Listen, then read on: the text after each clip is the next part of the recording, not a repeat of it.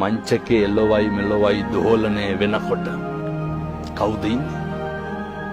අනුන් වෙනුවෙන් සැප සතුට තීරණය කරපු අපි, අනුන් වෙනුවෙන් ගෙවල් දොරවල් හදපු අපි, අනුන් වෙනුවෙන් තමන්ගේ ආධ්‍යාත්මය නාස්ති කරගත්ත අපි තථාගතයන් වහන්සේ දේශනා කරනවනේ පින්තුනේ, මරණ මංචකේ එළවයි මෙලොවයි දෝලනය වෙනකොට පුත්තාමත්ති ධනම්මත්ති තිබාලෝ විහඤ්ඤති අත්තාහි අත්තනෝ නත්ති පුතෝ පුතෝ පුතෝ ධන.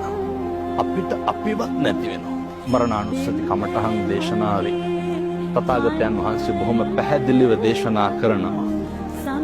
ඔත්පොල්ල වෙලා ඉන්නකොට එළවයි මෙලොවයි දෝලනය වෙනකොට මිනිස්සු පුදුම විදිහට අසරණ වෙනවා. එතකොට කිසිම කෙනෙක් තමන්ගේ ශක්තියට තමන්ගේ හේවණල්ලට නැහැ. ඒක තේරුම් ගන්නට තමයි උන්වහන්සේ මරණානුස්සතිය දේශනා කරේ ජීවත් වෙලා ඉන්න කාලය තුල. මිනිස්සුන්ට පුළුවන් නම් මේ කාරණේ ජීවත් වෙලා ඉන්නකොට තේරුම් ගන්න.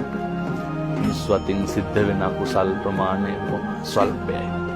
මේ කාරණය දැකපු මනුෂ්‍ය ආත්ම භාවයේ දුර්ලභකම දැකපු ශ්‍රීනාශ්‍රවයන් වහන්සේ, මහ රහතන් වහන්සේ, බෝධිසත්වයෝ, බුදුර මේක කොච්චර අපූර්වට පරිස්සම් කරාද?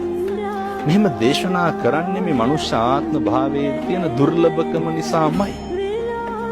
එක වචනකින්වත් සංසාරේ දිග්ගස්ස ගන්න හොඳ නැහැ.